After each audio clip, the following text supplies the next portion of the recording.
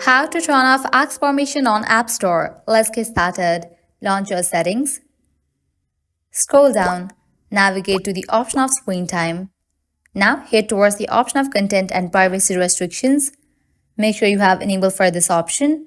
Then head towards the option of iTunes and App Store purchases. Here you're going to find this section of require password. Check in for the option of don't require. Then head back to the main page of settings. Now scroll down. Navigate to the option of Face ID and passcode. Enter your phone's passcode. Now here you're going to find the option of iTunes and App Store. Toggle off for this option. Then head back. Go to the main page of settings. At the very top, you'll find your Apple ID. Open that option. Click on the option of Media and Purchases. Click on the option of Password Settings. Now here you're going to find this option of when purchasing, always require password or require after 15 minutes. Check in for the option of require after 15 minutes. Then toggle off for this option of require password. Now enter your Apple ID's password over here. Click on OK.